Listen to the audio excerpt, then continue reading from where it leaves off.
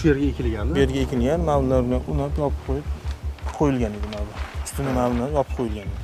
Maqsad yuqoridan vertolyotda syomka qilganda ham ko'rmaslik uchun. Ko'rinmaslik. Bu chiqqanda mana bu tikon deb o'yladim, mana bunday kattaligini bildim, buni ko'knorligini bildim, kattaligida bor. Men tikon chiqib ketdi deb o'yladim.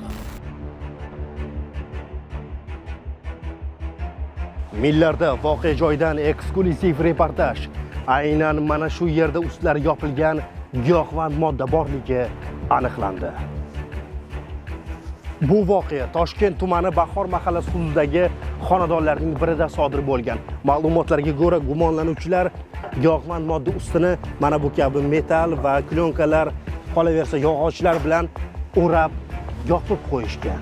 Bizga 2026-22 kuni tezkor ma'lumotga kelib tushgan xabarga ko'ra, Toshkent tumani Bahor mahallasi Al-Xoraziy ko'chasidagi fuqaroning uyiga kirganimizda ko'knor mahsulotlar ekib qo'ygan ekan. Biz uni xolislar ishtirokida rasmiylashtirib oldik.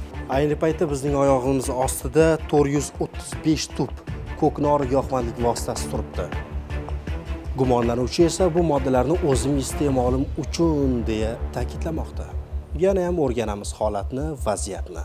Ilgari sudlanganmisiz? Men sudlanganman. Nima bilan sudlangansiz? Nasha ekkan dedim, 4 yil oldin. O'zi har doim ekib yurar ekansiz. Yo. Hayotimda birinchi marta ekishim ko'knorni. Shu 53 yoshga kirdim ekan, hayotimda birinchi marta ekishim, birinchi marta mana ekan. Necha yil oldin qo'lga tushgandingiz oldin? Nasha ekkaningizda? 5 yil. 5 yil bo'ldi. 5 yil oldin qo'lga tushganingizda ham shu gapni aytgandingiz-a? Yo'q. Endi chekaman deganman. Chekadigan narsam chekaman deyman. Pushaymon qilganishimdan. Boshqa aytarimda qilganishimdan afsusdaman. O'tkazilgan tadbir davomida ushbu xonadon xolislar ishtirokida ko'zdan kechirilganda issiqxonasining orqa tomoniga yashirin holda 435 tup ko'knor giyohvand moddasini parvarish qilib yetishtirib kelayotgani aniqlandi. Dalil ashyo tariqasida olindi. Mazkur holat yuzasidan tergov oldi surishtiruv harakatlari davom etyapti. Butun respublikamiz bo'ylab ayni paytda Qoradori 2026 tadbiri olib borilyapti. Shunday ekan, qonun qoidalariga amal qilib yurish yodingizdan chiqmasin.